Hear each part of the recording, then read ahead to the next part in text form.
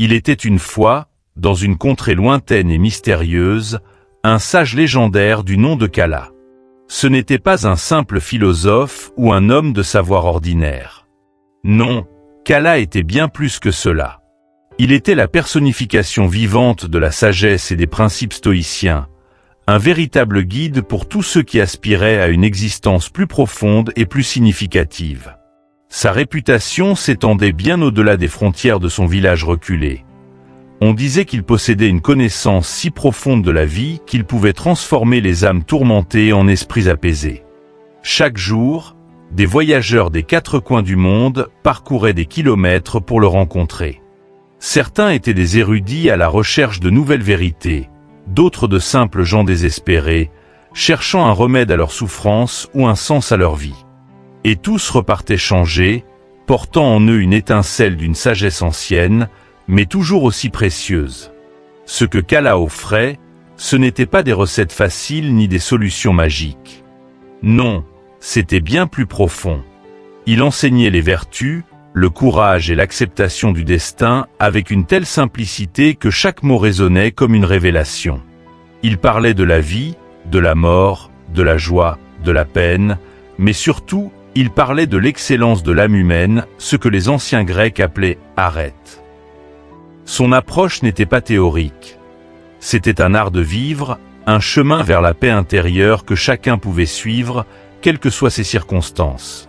Ses enseignements nous invitent encore aujourd'hui à nous arrêter un instant, à contempler le monde et à nous interroger sur ce qui compte vraiment.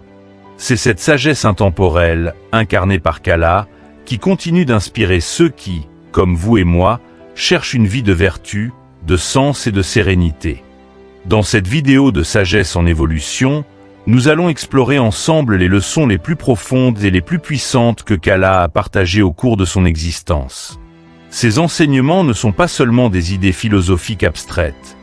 Ils sont des pratiques concrètes pour ceux qui cherchent à améliorer leur vie, à surmonter les défis et à trouver un véritable épanouissement. Si vous avez déjà ressenti que la vie moderne vous éloigne de l'essentiel, que vous êtes constamment tiraillé entre les distractions et les attentes des autres, alors vous êtes au bon endroit. Ce voyage que nous allons entreprendre aujourd'hui est une invitation à redécouvrir une sagesse oubliée, une sagesse qui pourrait bien changer votre façon de voir le monde et de vous voir vous-même. Restez avec nous, car ce n'est que le début. Les enseignements de Kala que nous allons dévoiler sont plus pertinents que jamais dans notre monde agité. En suivant cette vidéo jusqu'au bout, vous découvrirez comment intégrer ces principes dans votre propre vie, afin de trouver la paix et la force intérieure que nous recherchons tous. Alors, préparez-vous à plonger dans l'univers de Kala, ce sage intemporel, et laissez-vous guider sur le chemin de l'épanouissement personnel et de la sagesse. 1. La recherche de la vertu, arête. La quête de la vertu, ou arête, était au cœur des enseignements de Kala. Lorsqu'un jeune voyageur se présenta devant lui, rempli d'incertitude et à la recherche d'un but dans sa vie, il posa cette question fondamentale. Comment puis-je trouver un véritable but et l'accomplissement dans la vie? La réponse de Kala fut simple mais profonde, cherche la vertu avant toute autre chose. Par ces mots, il ne proposait pas une destination, mais plutôt un chemin, une voie à suivre au quotidien. Pour Kala, l'arête était plus qu'une simple notion de moralité ou d'éthique. C'était un idéal à atteindre, l'excellence même de l'âme humaine. Cultiver la vertu signifiait se consacrer aux qualités qui composent une vie véritablement épanouie. La sagesse, le courage, la justice et l'autodiscipline. La sagesse, selon Kala, n'était pas simplement l'accumulation de connaissances, mais la capacité à discerner le bien du mal, le juste de l'injuste, et à faire des choix qui nous rapprochent d'une vie plus noble. Il encourageait à voir chaque expérience, chaque rencontre, comme une opportunité d'apprendre et de grandir. Par exemple, même les épreuves les plus douloureuses de la vie étaient considérées comme des occasions de cultiver la sagesse. Une perte tragique, une déception amère ou une trahison peuvent nous enseigner davantage sur la nature humaine, nos propres faiblesses et nos forces que n'importe quel livre. Pour Kala, celui qui cherche à comprendre la vie doit d'abord accepter d'être un étudiant constant des leçons qu'elle offre. Le courage était également essentiel sur le chemin de la vertu. Mais il ne s'agissait pas seulement du courage physique ou héroïque que l'on voit dans les récits épiques, mais aussi du courage moral, celui qui nous pousse à affronter nos peurs les plus profondes, à résister aux tentations faciles et à prendre des décisions difficiles pour rester fidèles à nos valeurs. Kala enseignait que le véritable courage réside dans la capacité à rester ferme face aux difficultés de la vie, à continuer d'avancer même lorsque tout semble s'effondrer autour de nous. Un exemple concret serait le courage d'un parent qui, malgré des circonstances économiques difficiles, se bat chaque jour pour offrir une vie meilleure à ses enfants. Ce courage-là n'a rien de spectaculaire, mais il est indispensable et il témoigne d'un engagement profond envers la vertu. Ensuite, il y avait la justice, une vertu que Kala considérait comme le ciment de toutes les autres. La justice, pour lui, ne consistait pas seulement à suivre les lois ou à respecter les règles, mais à agir de manière juste envers les autres, à leur rendre ce qui leur est dû et à traiter chacun avec la dignité et le respect qu'il mérite. Cela incluait la capacité de faire preuve d'empathie et de compassion, même dans les situations où il serait plus facile de juger ou de condamner. Par exemple, dans notre société moderne, pratiquer la justice pourrait signifier se dresser contre l'injustice sociale, soutenir les personnes marginalisées ou simplement faire preuve d'équité dans nos relations personnelles. Kala soulignait que la justice est ce qui rend la vie en communauté possible, car elle favorise l'harmonie et le respect mutuel. Enfin, l'autodiscipline était au cœur de l'enseignement de Kala sur la vertu. Sans autodiscipline, même la personne la plus sage, courageuse et juste pourrait se laisser emporter par ses passions ou ses impulsions. L'autodiscipline, selon Kala, était la capacité à diriger sa propre vie, à se maîtriser dans les moments de tentation et à persévérer face aux difficultés. Elle demandait une pratique quotidienne et un engagement envers soi-même. Prenons l'exemple d'un athlète qui se prépare pour une compétition. Il doit s'entraîner tous les jours, surveiller son alimentation et parfois se priver de plaisirs immédiats pour atteindre un objectif plus grand. Dans la vie de tous les jours, cela peut se traduire par la volonté de se lever tôt pour méditer, de travailler avec constance malgré les distractions ou de rester fidèle à ses engagements, même lorsque la tentation de l'abandon se fait sentir. Pour Kala, la recherche de la vertu était un voyage sans fin, une quête d'amélioration continue. Il croyait fermement que nous ne devrions jamais cesser de nous efforcer d'être meilleurs aujourd'hui que nous ne l'étions hier. Cet engagement envers l'amélioration de soi était la boussole qui orientait chaque pas sur le chemin de la vie. Chaque décision, grande ou petite, pouvait être évaluée à l'aune de la vertu. Est-ce que ce choix m'amène vers une vie d'excellence ? Est-ce qu'il me rapproche de la meilleure version de moi-même ? En posant ces questions, chacun pouvait orienter sa vie de manière à rechercher non seulement le succès matériel ou les plaisirs éphémères, mais une forme plus profonde d'accomplissement. Alors que nous explorons les enseignements de Kala, il est important de se rappeler que la vertu n'est pas une destination lointaine à atteindre, mais un chemin que nous empruntons chaque jour. Chacune des 4 qualités évoquées, la sagesse, le courage, la justice et l'autodiscipline, est comme un fil tissé dans le tissu de notre existence. Ensemble, elles forment une toile qui soutient notre vie et lui donne une véritable signification. Kala nous invite donc à nous engager pleinement sur ce chemin, à nous demander constamment comment nous pouvons incarner ces vertus dans notre quotidien, que ce soit à travers de petits actes de bonté ou des choix de vie audacieux. Alors que nous terminons cette première partie sur la quête de la vertu, souvenons-nous qu'il s'agit d'un engagement personnel, d'une promesse de grandir et d'évoluer. La vertu est un compagnon de route, un guide silencieux qui nous aide à naviguer dans les tempêtes de la vie. Et en poursuivant cette quête, nous nous rapprochons de ce qui nous rend véritablement humains. 2. L'acceptation de son destin, amor fati. L'acceptation de son destin, ou amor fati, était une des pierres angulaires de la philosophie de Kala. Ce principe, profondément enraciné dans la pensée stoïcienne, invite chacun à embrasser la totalité de ce que la vie nous apporte, non seulement les joies, mais aussi les peines, les succès et les échecs. Pour Kala, Le véritable pouvoir réside dans la capacité à accepter les événements tels qu'ils se présentent, sans résistance, et à les intégrer dans notre existence comme faisant partie d'un plan plus vaste. La vie, avec toutes ses incertitudes, ses revers et ses surprises, est un chemin semé d'embûches, mais c'est précisément en apprenant à accueillir chaque expérience que l'on trouve la paix intérieure. Lorsque le verger bien-aimé de Cala fut détruit par une tempête dévastatrice, il aurait été facile de céder au désespoir ou à la colère.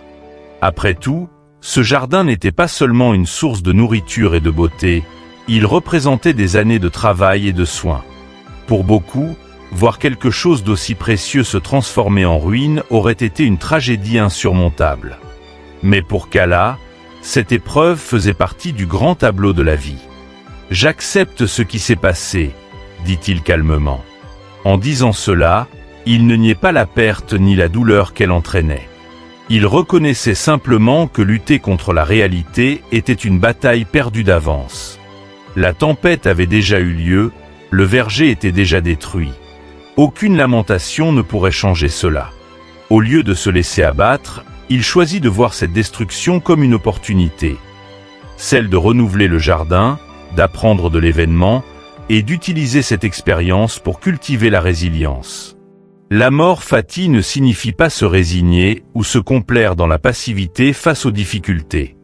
Il s'agit plutôt d'adopter une attitude proactive face à ce que la vie nous impose, de se dire « ce qui arrive, arrive, et je choisis de l'accueillir avec un esprit ouvert ».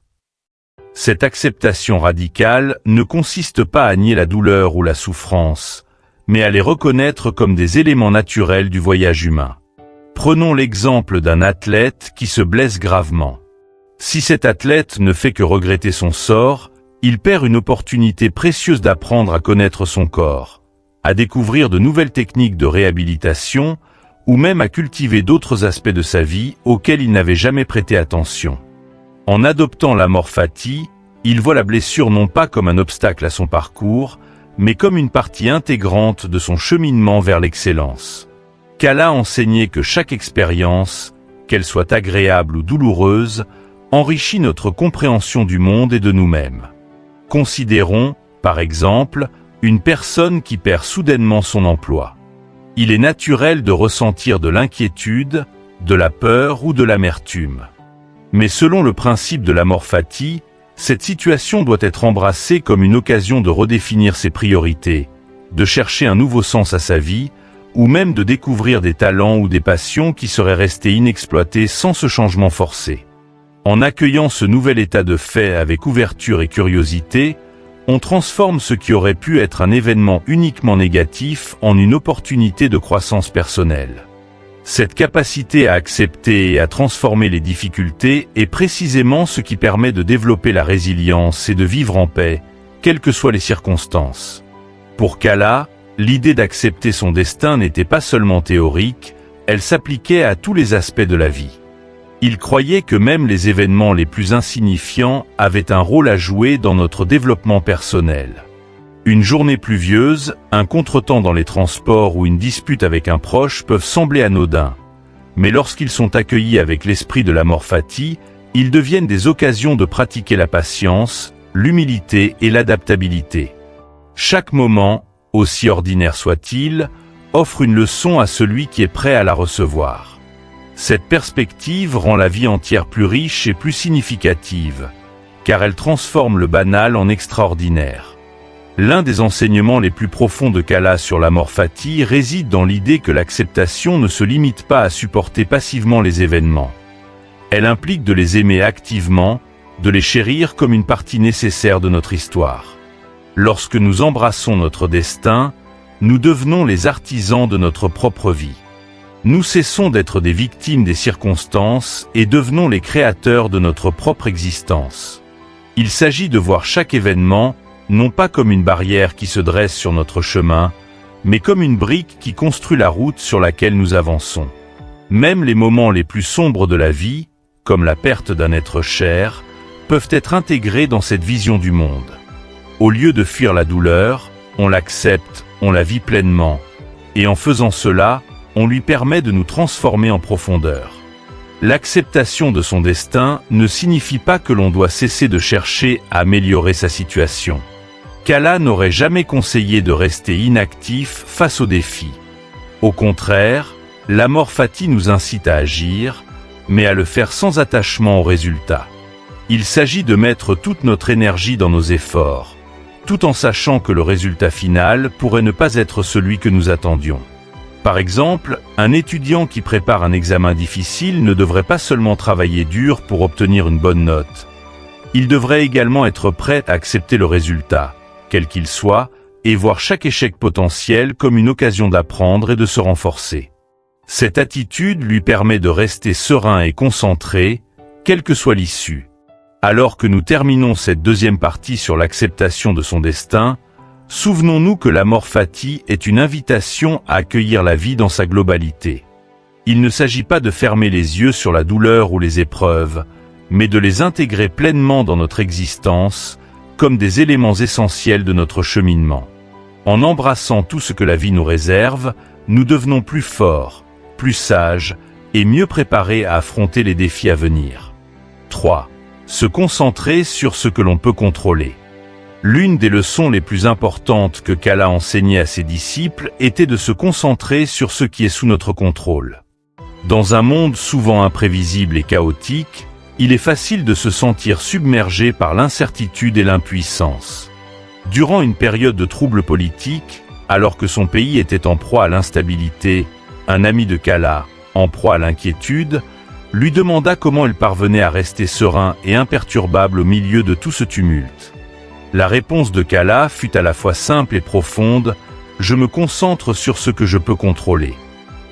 Il expliqua que s'il ne pouvait pas influencer les décisions des dirigeants ni les actions des autres, il avait toujours la possibilité de choisir sa propre réponse aux événements. En orientant son attention vers ses propres pensées, actions et réactions, il restait maître de son état d'esprit et évitait de gaspiller son énergie sur des choses qui échappaient à son emprise. Cette leçon de Kala nous rappelle l'un des principes centraux de la philosophie stoïcienne, la dichotomie du contrôle. Ce concept divise les aspects de la vie en deux catégories. Ceux que nous pouvons contrôler, comme nos pensées, nos attitudes et nos comportements, et ceux que nous ne pouvons pas contrôler, comme les actions des autres, les événements naturels ou les résultats de nos efforts.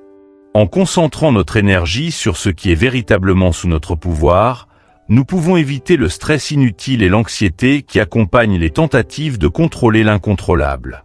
Prenons l'exemple concret d'un employé confronté à une restructuration de son entreprise. Il ne peut pas contrôler les décisions de la direction ni les changements qui en résultent. Toutefois, il peut contrôler la manière dont il choisit de réagir à ces événements en développant de nouvelles compétences, en restant flexible ou en cherchant d'autres opportunités. Cette attitude proactive lui permet non seulement de conserver son calme, mais aussi de sortir plus fort de la situation. Kala enseignait que l'investissement émotionnel dans des choses qui échappent à notre pouvoir est une source majeure de frustration. Lorsque nous nous soucions excessivement des opinions des autres ou que nous essayons de changer des situations hors de notre portée, nous dilapidons une énergie précieuse qui pourrait être utilisée de manière plus constructive. Par exemple, imaginons une personne qui perd des heures à ruminer sur une injustice qu'elle a subie au travail.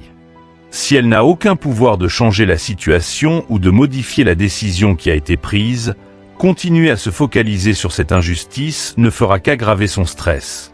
En revanche, si elle décide de se concentrer sur ce qu'elle peut faire pour améliorer sa propre situation, que ce soit en cherchant un nouveau poste, en développant ses compétences, ou même en travaillant sur sa résilience émotionnelle, elle regagne le contrôle sur sa vie.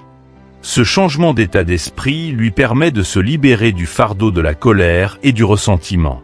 L'idée de se concentrer sur ce que l'on peut contrôler s'applique également à nos relations avec les autres. Kala expliquait qu'il est naturel de vouloir que nos proches changent certains comportements ou qu'ils adoptent une perspective différente. Cependant, il soulignait que nous ne pouvons pas forcer les autres à agir ou à penser d'une certaine manière. La seule chose que nous pouvons contrôler, c'est la façon dont nous interagissons avec eux. Plutôt que de s'énerver face à une personne qui refuse d'adopter notre point de vue, Il est plus sage de choisir de répondre avec patience et compréhension. Cela ne signifie pas que nous devons accepter des comportements toxiques ou nuisibles, mais plutôt que nous devons chercher à influencer par l'exemple et rester maîtres de nos propres réactions. Dans un contexte plus large, Kala rappelait à ses disciples qu'il est important de ne pas se laisser emporter par les troubles du monde extérieur. Les crises politiques, les catastrophes naturelles ou les bouleversements économiques sont des éléments de l'existence humaine qui échappent souvent à notre contrôle individuel. Cependant, cela ne signifie pas que nous devons rester indifférents ou inactifs face à ces défis. Se concentrer sur ce que nous pouvons contrôler signifie identifier les petites actions que nous pouvons entreprendre pour contribuer positivement, même à une échelle modeste. Par exemple, face à un problème global comme le changement climatique, il serait facile de se sentir impuissant. Toutefois, plutôt que de succomber à ce sentiment, une personne peut choisir de se concentrer sur ce qu'elle peut faire personnellement. Réduire son empreinte carbone, sensibiliser son entourage, ou soutenir des initiatives locales de protection de l'environnement.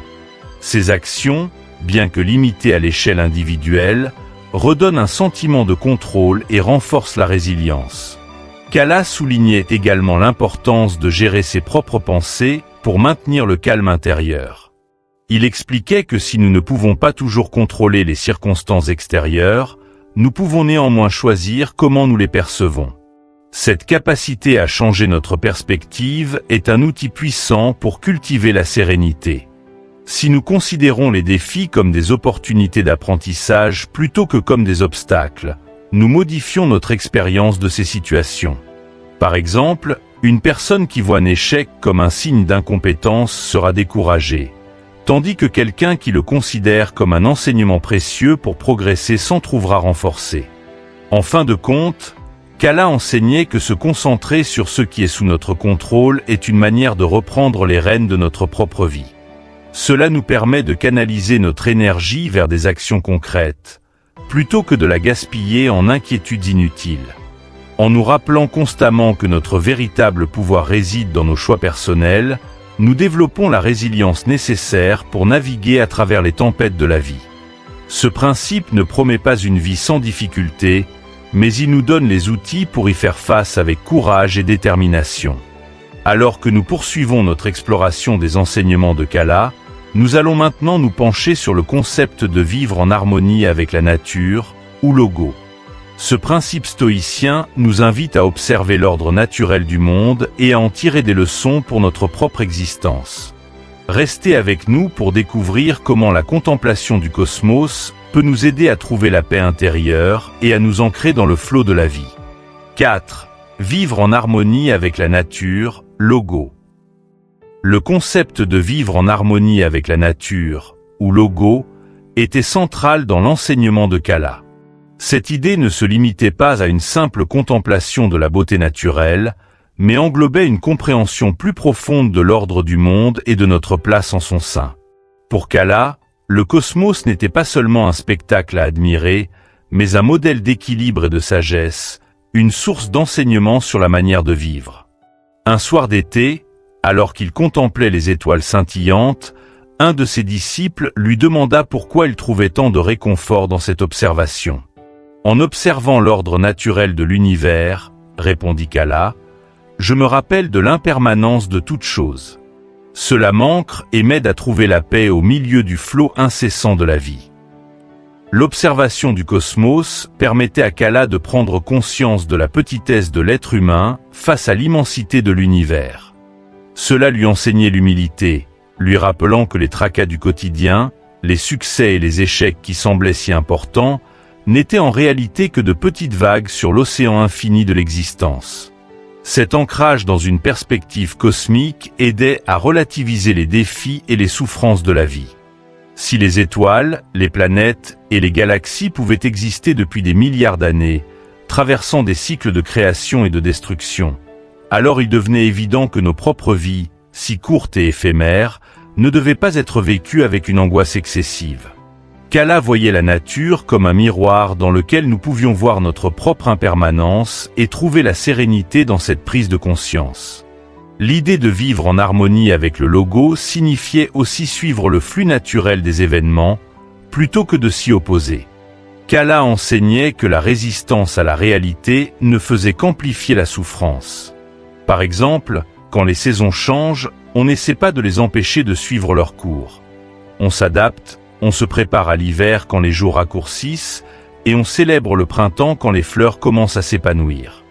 De la même manière, dans la vie humaine, il est nécessaire de s'ajuster au haut et au bas, au commencement et aux fins.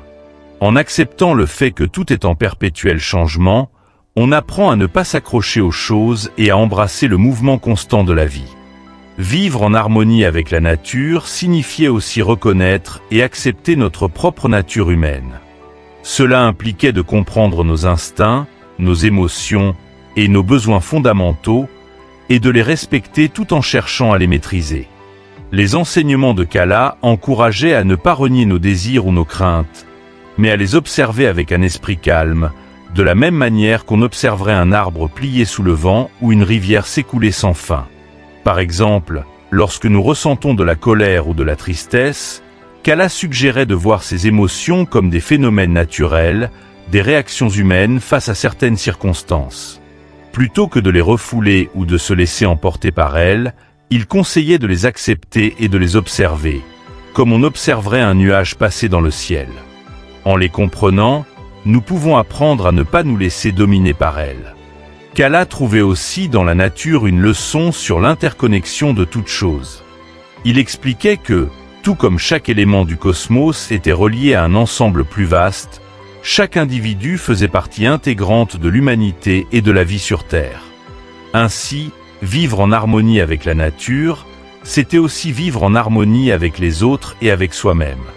Par exemple, dans une forêt, chaque arbre, plante et créature jouent un rôle dans l'écosystème. Ils contribuent tous à l'équilibre de l'ensemble, même si leurs actions individuelles peuvent sembler insignifiantes. De la même manière, chaque être humain, par ses actions et ses choix, influence l'équilibre de la société.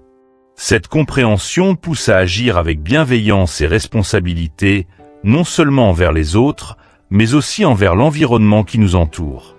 Kala enseignait également que la nature nous apprend à accepter l'inévitabilité de la fin. L'observation du cycle de la vie et de la mort dans la nature, des feuilles qui tombent en automne aux fleurs qui renaissent au printemps, nous rappelle que la mort n'est pas une fin absolue, mais simplement une transition, une transformation. Tout dans la nature suit un cycle de croissance, de déclin et de renouveau.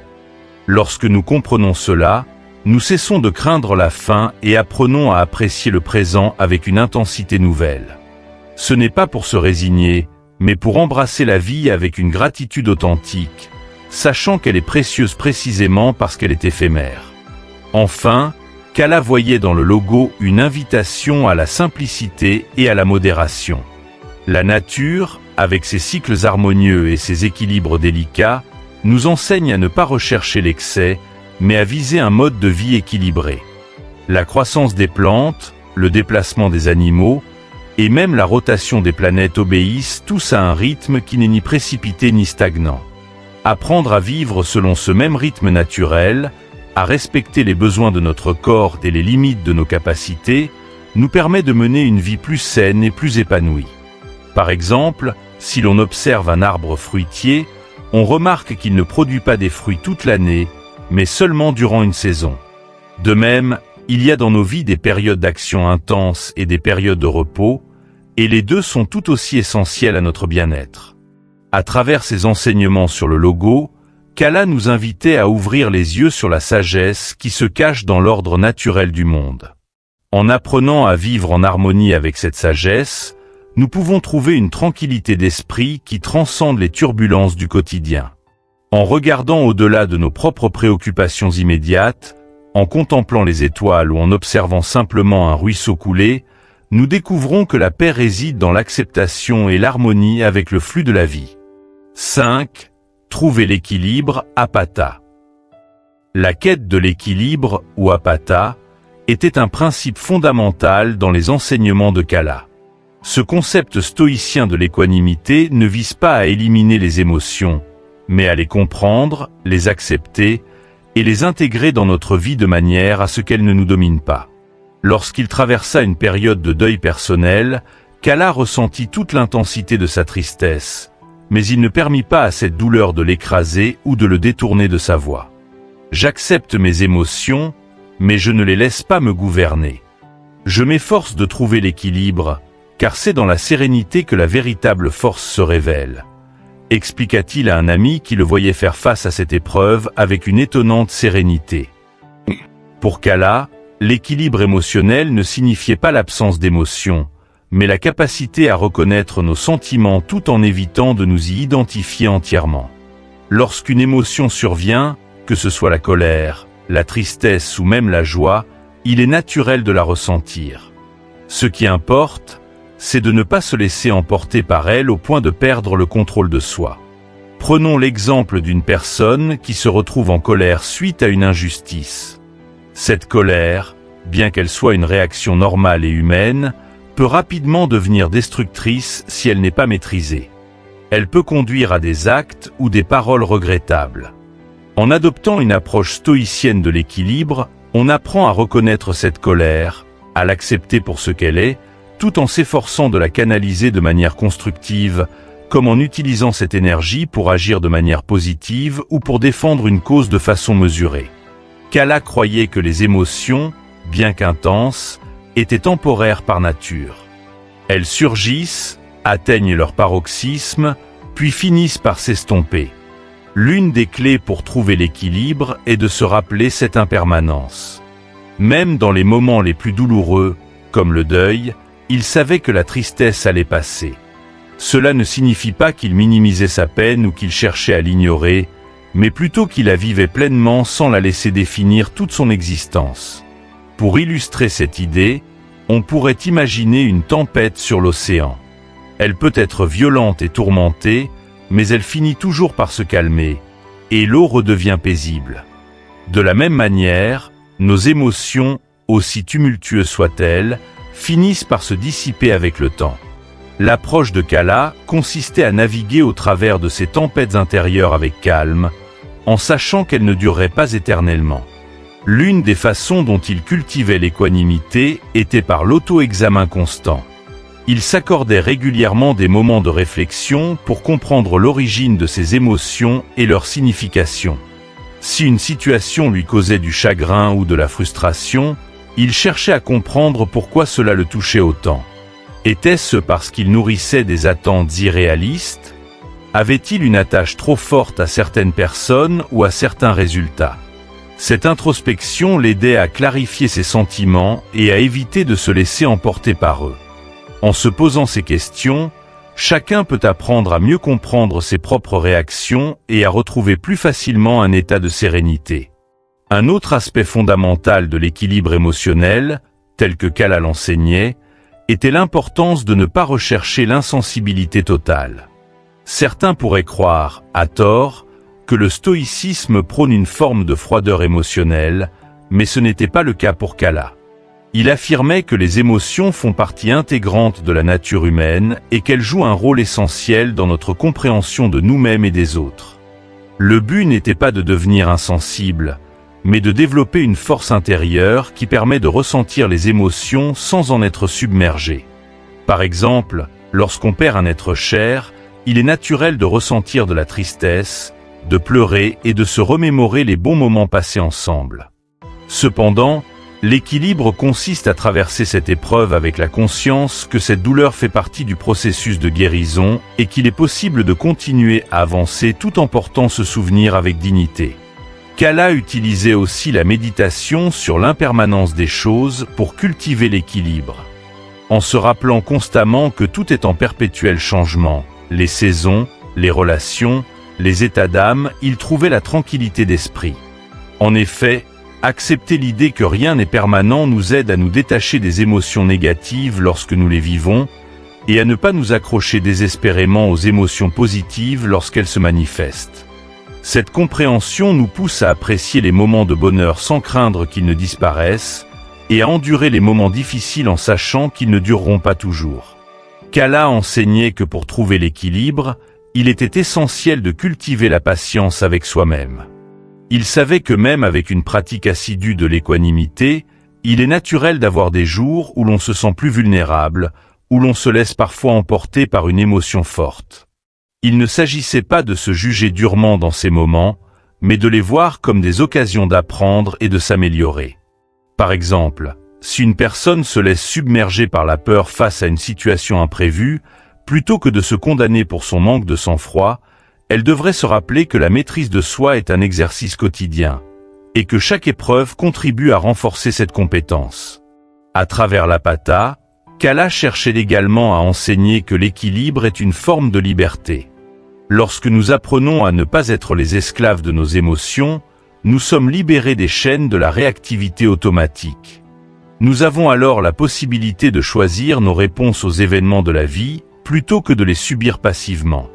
Par exemple, face à une provocation, quelqu'un qui a cultivé l'équilibre émotionnel pourra choisir d'ignorer l'offense ou de répondre calmement, tandis que quelqu'un qui ne maîtrise pas ses émotions risque de réagir impulsivement, en se mettant en colère ou en se défendant de manière disproportionnée.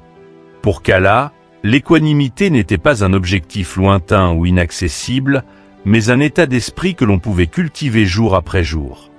À travers la pratique quotidienne de l'introspection, de la méditation et de l'acceptation des émotions sans jugement, il croyait que chacun pouvait trouver la sérénité intérieure, même au milieu des plus grandes tempêtes de la vie.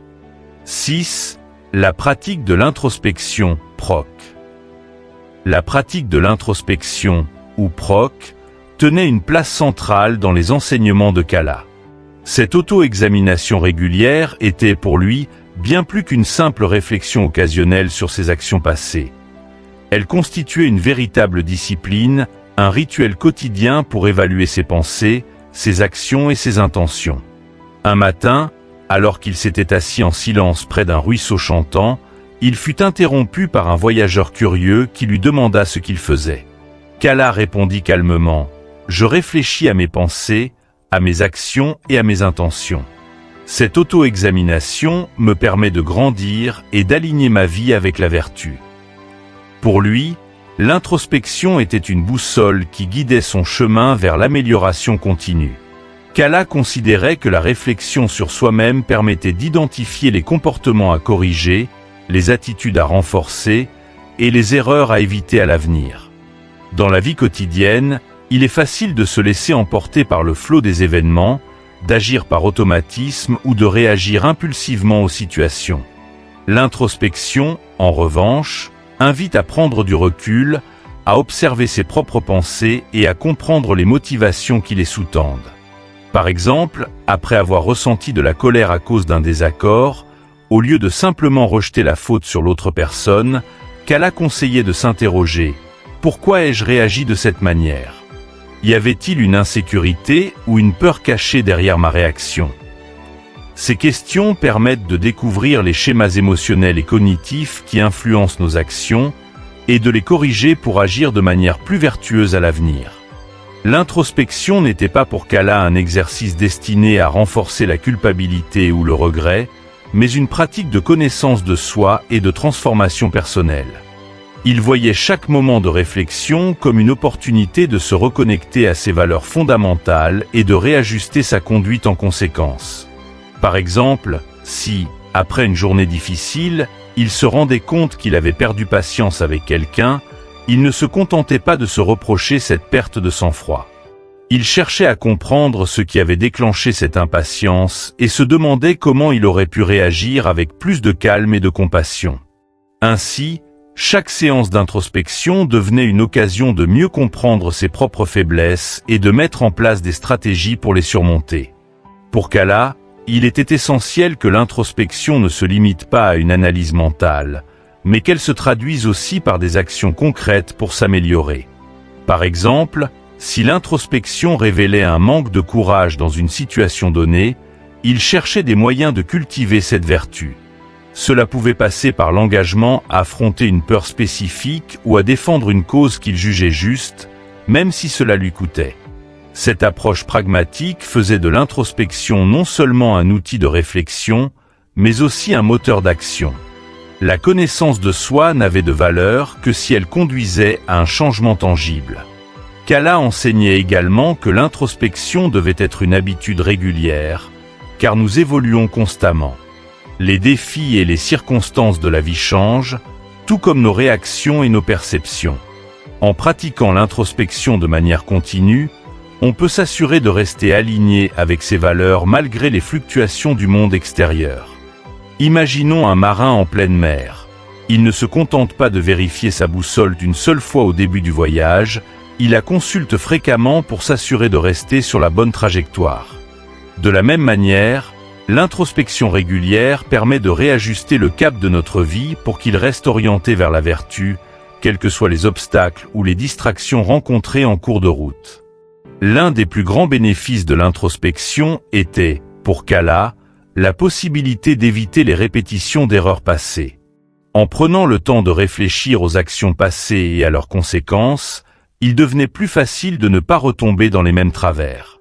Par exemple, une personne qui réalise, grâce à l'introspection, qu'elle adopte souvent une attitude défensive lorsqu'elle reçoit une critique, peut travailler à accueillir les remarques de manière plus ouverte à l'avenir. En identifiant clairement les réactions problématiques et en les analysant en profondeur, on peut briser les schémas automatiques qui nous éloignent de la vertu. Pour Kala, l'introspection était également un moyen de cultiver la gratitude. En réfléchissant non seulement aux aspects de la vie qu'il souhaitait améliorer, mais aussi aux moments de réussite et aux vertus déjà présentes en lui, il renforçait son appréciation pour le chemin parcouru. Cela ne signifiait pas se satisfaire de ce que l'on est, mais reconnaître les progrès réalisés tout en continuant à aspirer à devenir meilleur.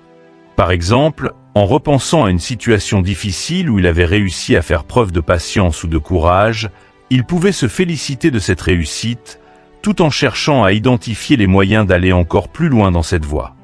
Ainsi, l'introspection devenait non seulement une source d'amélioration, mais aussi un moyen de nourrir un état d'esprit positif et motivant.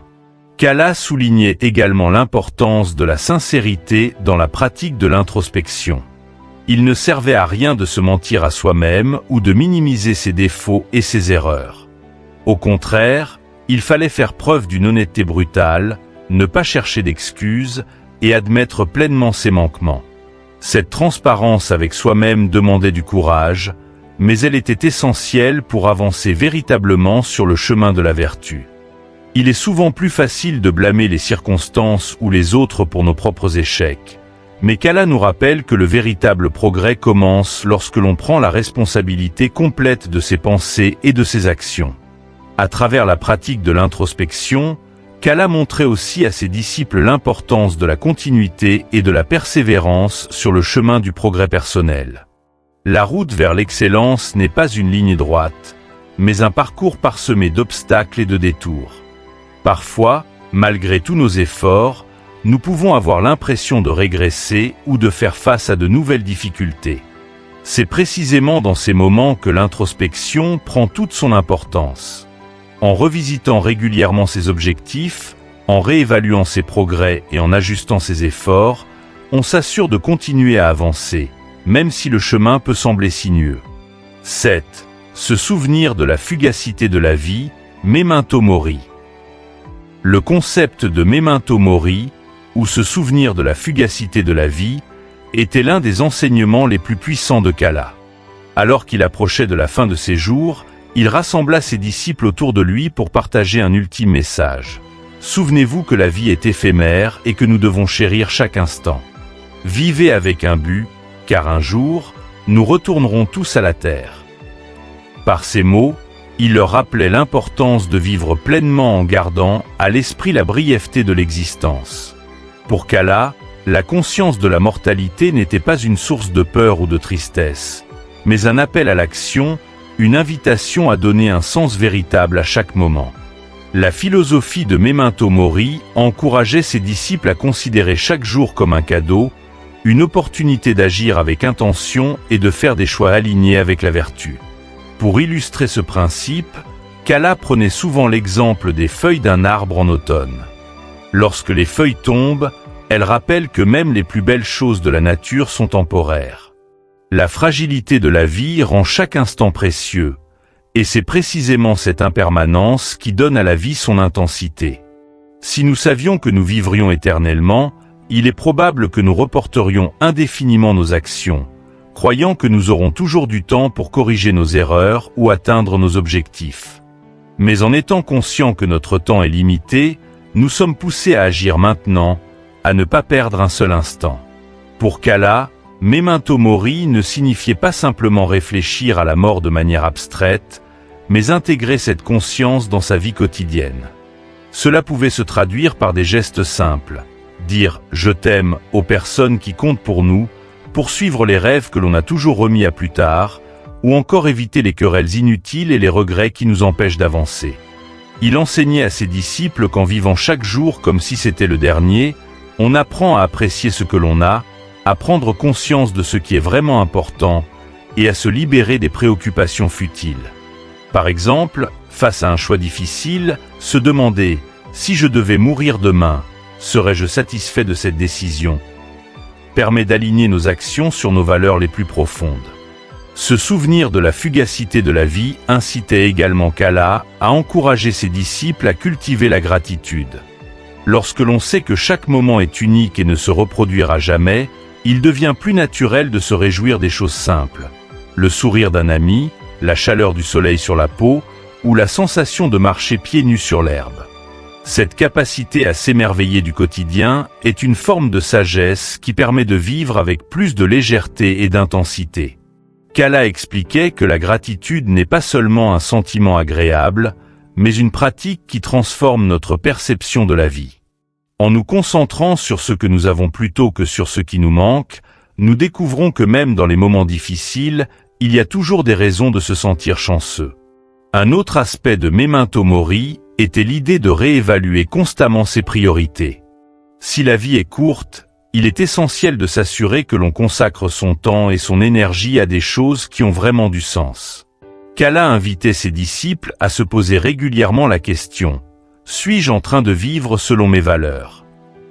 Cela pouvait les amener à renoncer à certaines activités ou habitudes qui, bien qu'agréables ou confortables, ne contribuaient pas à leur croissance personnelle ou à leur bonheur profond. Par exemple, une personne pourrait se rendre compte qu'elle consacre trop de temps à un travail qui ne lui apporte pas de satisfaction ou à des relations superficielles qui ne nourrissent pas son esprit. En intégrant Memento Mori dans sa réflexion, elle pourrait choisir de réorienter sa vie vers des engagements plus significatifs, comme passer plus de temps avec sa famille, s'investir dans une cause qui lui tient à cœur, ou explorer de nouvelles passions. Kala insistait aussi sur le fait que Memento Mori devait nous pousser à la compassion. Lorsque nous réalisons que chacun, sans exception, est destiné à quitter ce monde un jour, nous devenons plus empathiques envers les autres. Les conflits, les rancunes et les jalousies perdent de leur importance lorsque l'on se rappelle que la vie est trop courte pour être vécue dans la haine ou la colère. La mort, loin d'être une fatalité effrayante, devient alors un rappel bienveillant de l'universalité de la condition humaine, un pont qui relie tous les êtres vivants par leur destinée commune. Ainsi, nous sommes encouragés à pardonner plus facilement, à aimer plus librement et à apprécier davantage les moments partagés. Pour Kala, intégrer la conscience de la mort dans sa vie n'était pas un acte morbide, mais une source de force intérieure. En acceptant la fin inévitable de notre existence, nous devenons plus audacieux et plus libres. La peur de l'échec, de la critique ou du jugement des autres s'estompe lorsque l'on sait que, au bout du compte, tous ces obstacles ne seront que des poussières dans le vent. Cette perspective permet de se lancer dans des projets qui nous tiennent à cœur, de prendre des risques calculés pour réaliser nos rêves, et de vivre avec l'intensité et l'authenticité que nous désirons. Un artisan, par exemple, pourrait se décider à quitter un emploi sécurisant mais insatisfaisant pour se consacrer à sa passion de créer, car il sait que le temps pour le faire n'est pas infini. Alors que Kala approchait de la fin de ses jours, il restait fidèle à ses enseignements en acceptant la mort avec sérénité. Pour lui, la mort n'était pas une fin définitive, mais une transition naturelle, une étape inévitable dans le grand cycle de la vie. En transmettant ces dernières paroles à ses disciples, il les incitait à ne pas fuir la réalité de la fin, mais à l'utiliser comme une force motrice pour vivre plus intensément. En se souvenant constamment de la fragilité de la vie, nous sommes encouragés à laisser une empreinte positive, à agir de manière vertueuse et à chérir chaque moment avec la pleine conscience de sa valeur. L'héritage de Kala, ce sage intemporel qui a incarné les 7 principes stoïciens, continue de briller dans le cœur et l'esprit de ceux qui l'a touché, même longtemps après sa disparition. Ses enseignements n'étaient pas de simples idées philosophiques, mais des pratiques de vie qui résonnent encore aujourd'hui comme un appel à l'excellence personnelle et à la quête d'une existence vertueuse. Que ce soit par la recherche de la vertu, l'acceptation de son destin, ou la pratique de l'introspection, chaque principe qu'il partageait ouvrait une porte vers une vie plus profonde et plus significative. Pour les générations qui l'ont suivi et pour nous qui vivons dans un monde agité, ces leçons restent un phare, une lumière dans l'obscurité, nous rappelant qu'il est toujours possible de trouver la sérénité intérieure malgré les tempêtes extérieures. Kala nous montre que le véritable épanouissement réside dans la maîtrise de soi, dans le courage de faire face aux aléas de la vie, et dans l'humilité d'accepter ce que nous ne pouvons pas changer. À travers la contemplation du logo et la conscience de la fugacité de la vie, Memento Mori, il nous invite à vivre avec une perspective plus large, à ne pas nous laisser distraire par les soucis éphémères, mais à nous concentrer sur ce qui compte vraiment. En suivant l'exemple de Kala, nous sommes encouragés à nous relever après chaque chute, à chercher toujours à nous améliorer, et à embrasser pleinement notre humanité. Ces enseignements ne visent pas une perfection inatteignable, mais un engagement sincère envers la croissance personnelle et le progrès constant. Ils nous rappellent que la paix intérieure ne vient pas de l'absence de défis, mais de la manière dont nous choisissons de les affronter avec sagesse et résilience. En appliquant ces principes à notre propre vie, nous perpétuons l'héritage de Kala, et nous devenons à notre tour des exemples pour les autres. Que son exemple nous inspire à rechercher la vertu dans chaque situation, à accepter les hauts et les bas avec grâce, et à vivre chaque jour avec intention et humilité. Le monde a besoin de cette sagesse intemporelle, de ces valeurs qui transcendent les époques, pour nous aider à naviguer dans la complexité de la vie moderne. Si ces enseignements vous ont inspiré et que vous souhaitez continuer à explorer les leçons de sagesse qui peuvent transformer votre quotidien, n'oubliez pas de soutenir notre chaîne Sagesse en Évolution. Aimez cette vidéo, partagez-la avec ceux qui pourraient en bénéficier, et surtout, abonnez-vous pour ne manquer aucune de nos prochaines explorations philosophiques. Cliquez également sur la cloche de notification pour être informé dès que nous publions de nouvelles vidéos. Ensemble, poursuivons cette quête de sagesse et d'évolution personnelle, en gardant toujours l'esprit ouvert et le cœur prêt à grandir.